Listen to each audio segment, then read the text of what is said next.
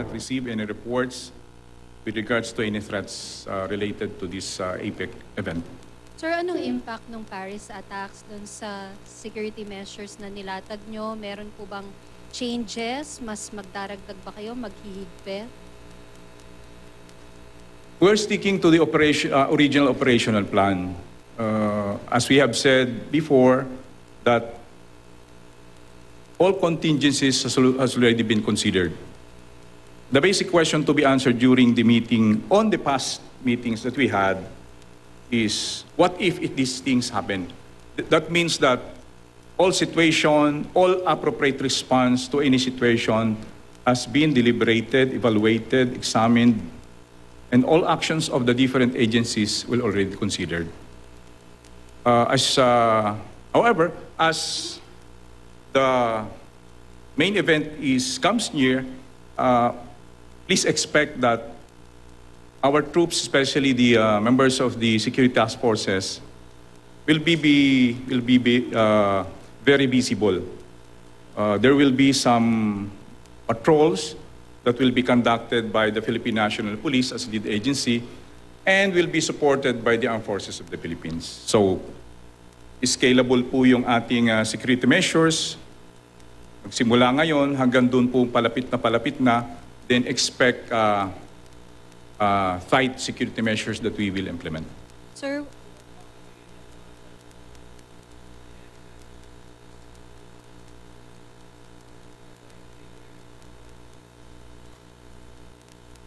that was already answered before by the Chief of the Philippine National Police, Police Director General Ricardo Marquez, and also no less than Ambassador Painor, that there will be no such interruption. However, if condition needs it, but if it's really necessary for emergency purposes, then it might be. But in general terms, in general rule, there will be no such interruption. Sir, may... Yes, ma'am.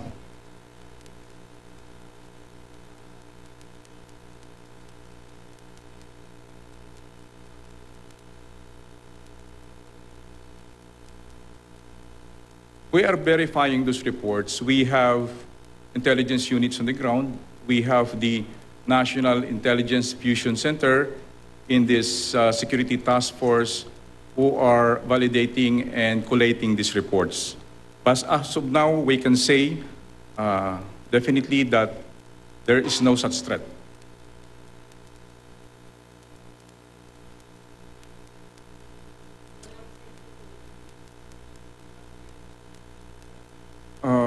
Pag inantok po kami.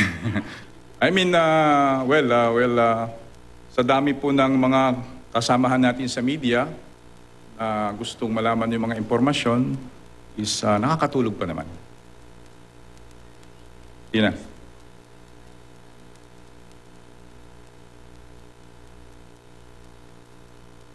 As of this time, wala po. There's no such request. There's no adjustment in terms of security in relation to what happened in Paris, France.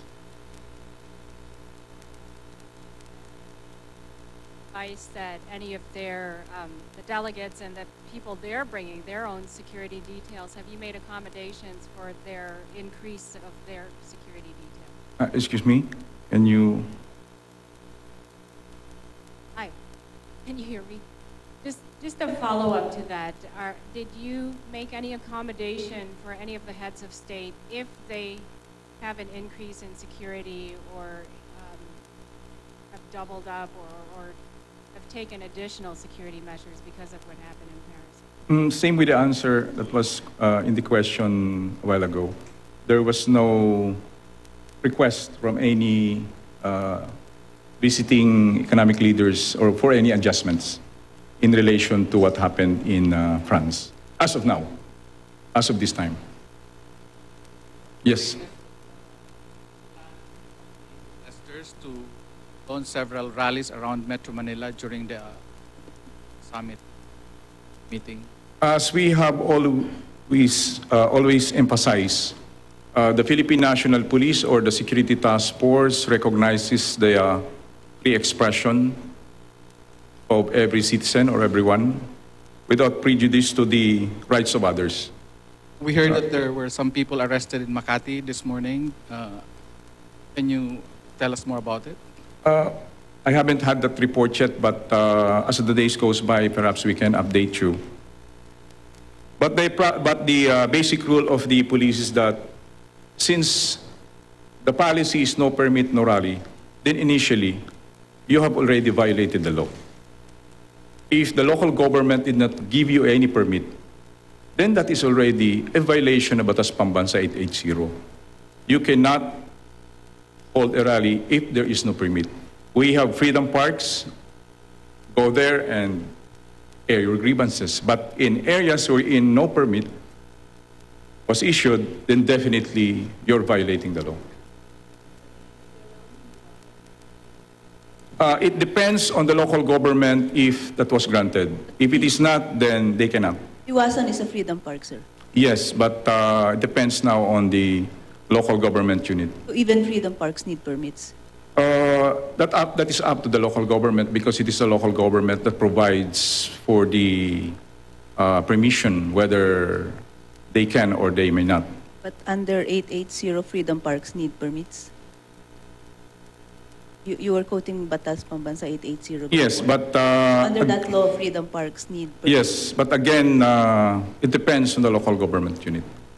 Whatever it is the decision of the local government. The Philippine National Police or the members of the Security Task Force will just implement what is issued by the different local government who gives permits to those who wants to go on rally.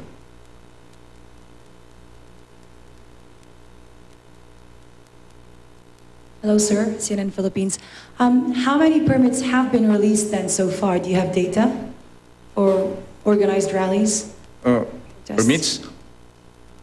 We don't have because there was already a pronouncement from the local government units that they will not issue permits. No, those affected areas, Manila, Mandaluyong, I'm not sure yet of Makati, but we'll check with the other areas, especially Pasay and Makati, where venues of the APEC conference will be held if permits were issued. But generally speaking, Manila, no permits were given. Confirm reports na may mga arko na may greeting for the leaders of APEC that na bumagsak kanina, tapos may nabagsakan din pong police car? Yes, kanina, merong isang arko na bumagsak at tinamaan nga yung ating police car. Unfortunately, wala naman pong nasaktan. And nagkaroon kagad ng response at naayos naman po ito. Rojas, not really sure, ano? Pero nakita ko sa monitor namin, di ko lang nakita yung specific na lugar. But meron nga, nakita kong bumagsak. I'm not really sure kung anong structure yun kasi hindi sa amin po yun. Ano? That's engineering matter. So siguro tanong natin sa kanila kung ano yung design nila. Konti lang po. But fortunately, hindi naman po, wala naman tinamaan doon na police po. So, yeah, nasa unahan po, tumama po doon. Hindi ko talaga personally, kung nakita yung tama doon sa because nakita ko doon sa TV. Nakita ko doon sa monitor namin because as you can see, yung monitoring, multi-agency coordinating center natin is parang ganito rin sa inyo. Makikita yung real time doon sa ground. So, nung tininan ko ngayon, initially is tinamaan nga yung harap ng kotse. Yung dent, hindi ko masabi specifically. But again, personally, nakita ko po doon, may nakapatong doon na mahabang blue something na tinamaan yung car natin.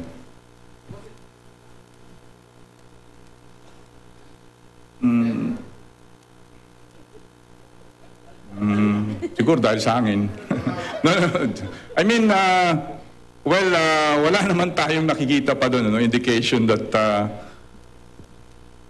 I cannot really comment on the design, whatever it is, design or because of the nature.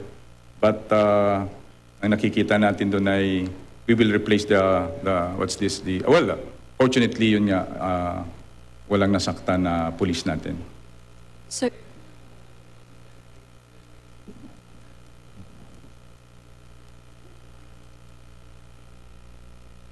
Sa ngayon, wala pa, but there are reports that they will hold rallies. Ang amin lang po palagi ditong hinihiling is that pwede naman po mag-rally, pero wag lang pula tayo maging violente. Last SONA of the President, July 27, meron po kaming isang miyembro na pinalo po at tinamaan po dito sa ulo. Kung hindi po naagapan po yun, after that, baka namatay na po yung aming kasamahan na yun. Nagkaroon po ng blood clot. There was a clot sa brain niya. Naoperahan po yun. Fortunately, our health service is capable of doing that. And again, sabi nga namin, kung hindi po naagapan yun, baka wala na rin yung ating kasamahan. Yan nga pong hiling namin sa ating mga kababayan na kung meron po silang, of course, lahat po natin nire-respeto yun is, huwag lang po tayo maging violente. Yes, ma'am. Did you monitor the traffic situation today? I mean, did you monitor traffic situation today? How was it? As to traffic, ma'am, the traffic management is handled by the MMDA. But at any rate, kung maybe itong pagdating pa bukas po o darating pa na mga panahon, ay darating na araw is we'll really focus on traffic. And that's the reason why for the past weeks and for the past days, we have already advised our people, the residents to, of course, expect inconvenience. Yes. Talagang magkaka-traffic po because of number one is, of course, the volume of the vehicles in Metro Manila. And that is the reason why we have been advising the Metro Manila residents to stay in the province because yun po talaga ang ini-expect po natin. Yes, dito sa Metro Manila. The traffic chaos this morning, like I don't know if you're aware of it, though, especially the one in Coastal Road, where traffic really stopped practically for, I was there for 3 hours. So I don't know if, and people had to walk. Nag-alay lakad APEC kami mga tao kanina. So I don't know if it was because people were blaming the fact that it was not declared a non-working holiday for private offices. So I was wondering if there would be a recommendation to have it declared tomorrow. A non-working holiday. Siguro po ay pwede nating i-recommend yan po sa nakakataas po because ang concern po ng aming task force is more on security. But again, kami po ay humihingi ng paumanhin po sa mga kababayan natin na naabala po sa ganitong sitwasyon. Though we have been announcing for the past days that Rojas Boulevard will be closed starting today. 16 to 20, and there have been so many information campaign with regard to this. Actually, nung Sabado, meron tayong simulation exercises, and of course, to let the people get the feel of really what is to happen during the actual exercise or the actual convoy runs of our visitors.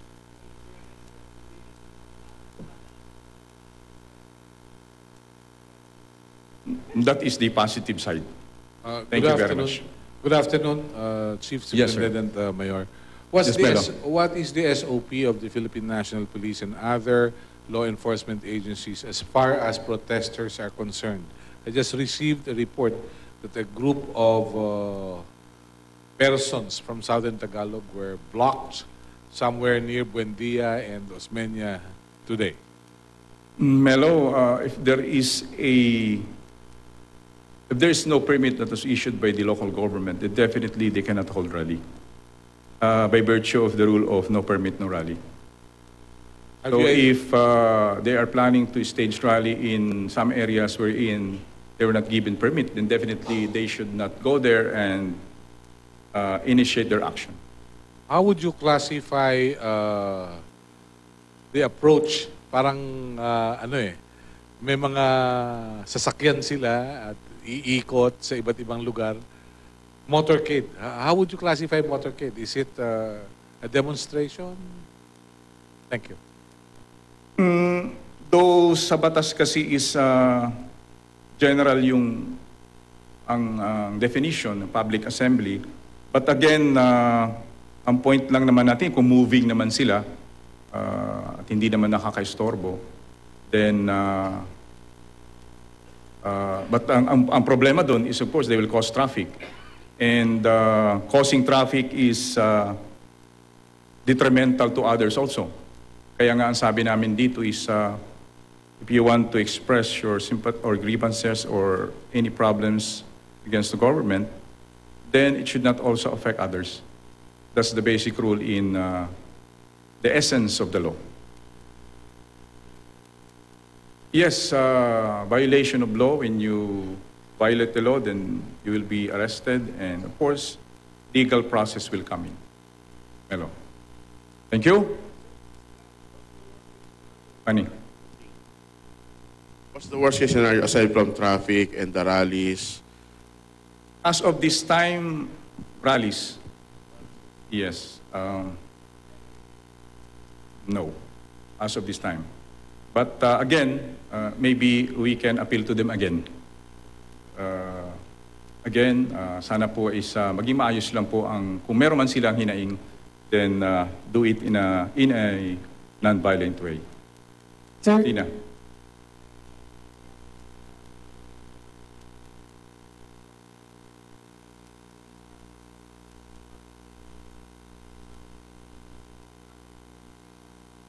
Places, APEC venues, what do you advise them, sir?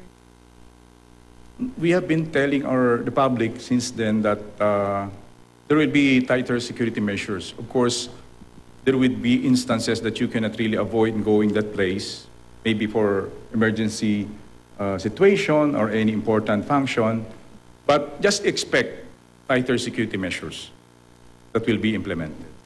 Yes.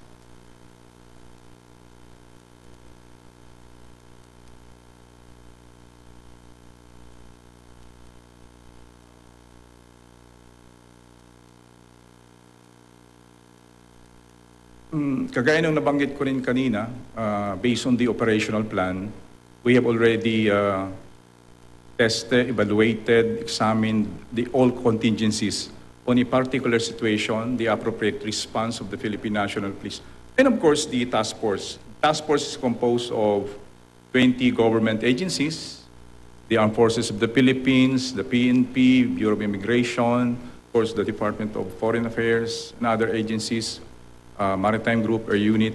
Andyan po sila para po just in case meron pong sitwasyon, maka-respond po kami. Marami na pong meetings ang nangyari. I think it's already 37 meetings or sobrang lang, no? 38 meetings already held. And on so many places, Boracay, Iloilo. Kaya yung mga kapulisan po natin at ibang puwersa po is, and of course, yung naunang major event natin, the visit of the Pope. Na-train na po ang ating mga contingent. In addition, yes. At groups dito sa Manila na gawin yung ginawa sa Paris? So far as of this moment, wala pa tayong information na ganun. But sabi ko nga, any contingencies, any situation will be responded accordingly by our security forces. Sir, you assigned policemen to Manila from the provinces. Hindi ba magkakaroon ng problema? You may have very few policemen in the regions and other vital installations outside of Metro Manila. We have already considered that, Melo. Actually, we have what we call the Task Force on Public Order.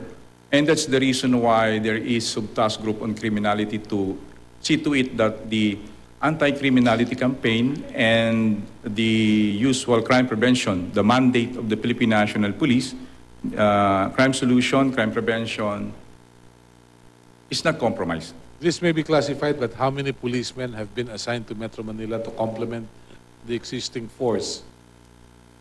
Siguro is nabanggit na rin ito, no? What we can say only is yung strength ng National Capital Region, which is also already published, is meron tayong 18,000 sa NCRPO. The rest is, of course, yung 18,000 nito is, iba doon na sa APEC. Ang iba naman is normal function, yung police duties natin, basically because, sabi nga is we don't want to compromise our anti-criminality campaign. There are other augmentation forces from the nearby regions, 3, 4, 4B, 6, 7. And of course, again, we consider also that on such occasion, we do not also compromise the situation on these provinces. Yes, Inda.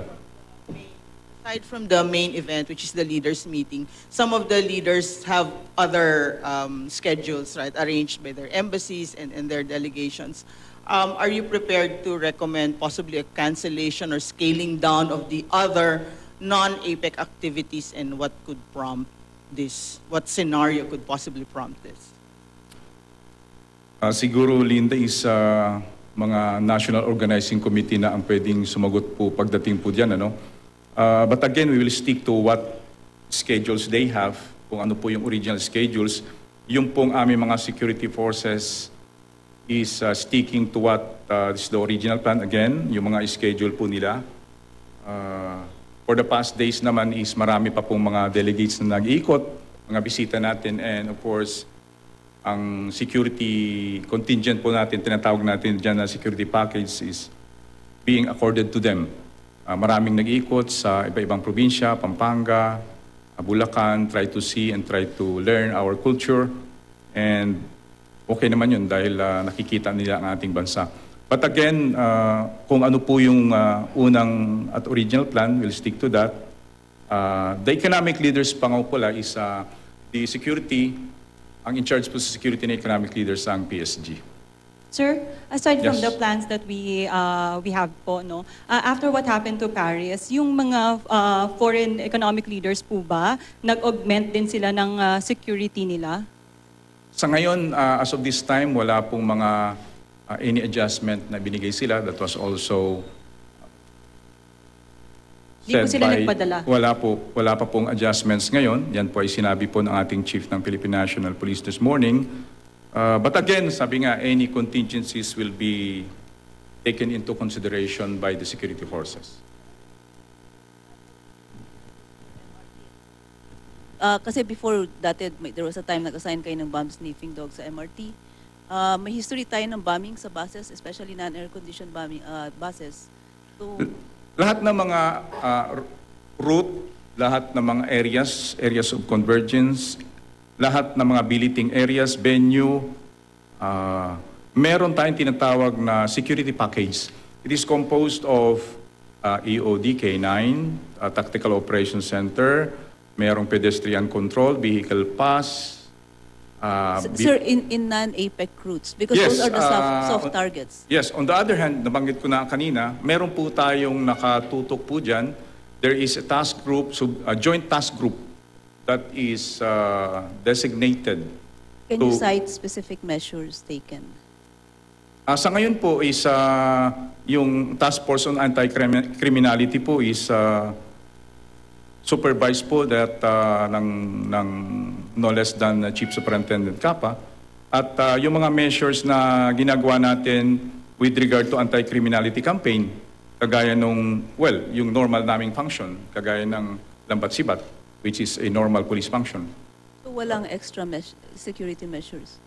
Ang concentration natin for now is, yun nga, sa APEC activities. But of course, meron din tayong mga measures for the presence of policemen, especially doon sa kagaya niyan, mga alam natin ang mga kababayan din natin ay may balak na umuwi.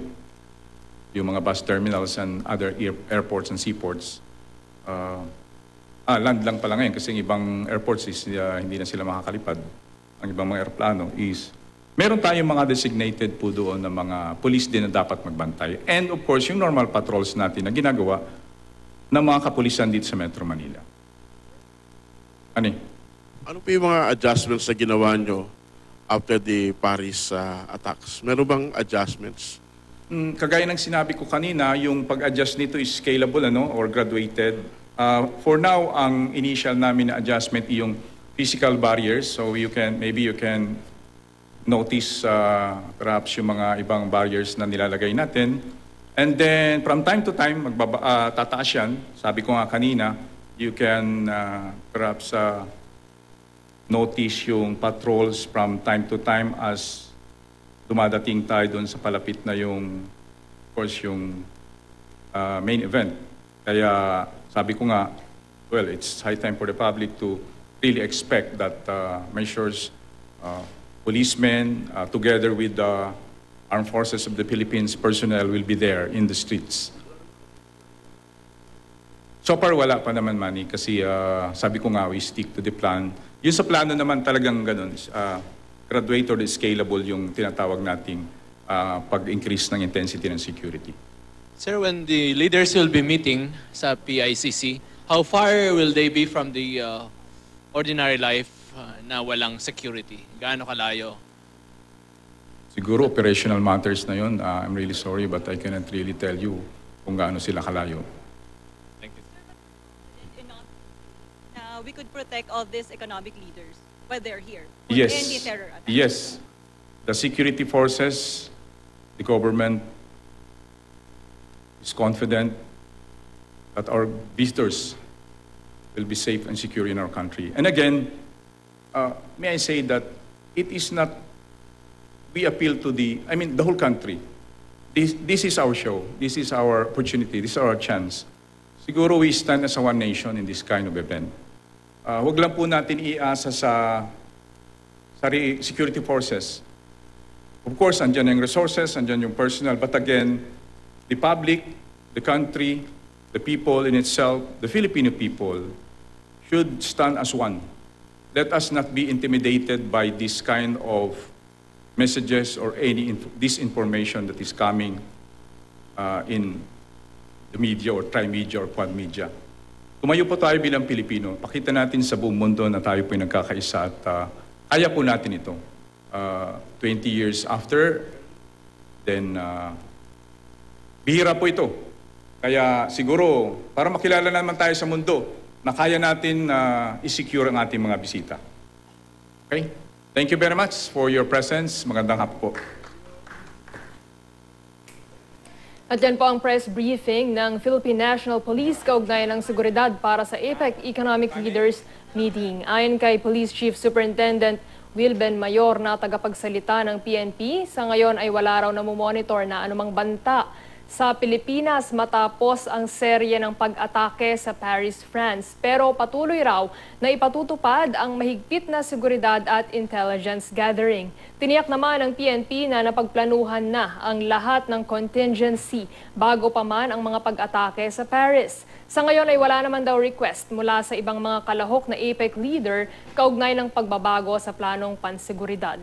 Hindi naman bababa sa 18,000 pulis ang nakakalat ngayon sa Metro Manila para magbantay ng seguridad. Mahigpit din daw ang ipatutupad ng PNP na polisiya hinggil sa no permit, no rally.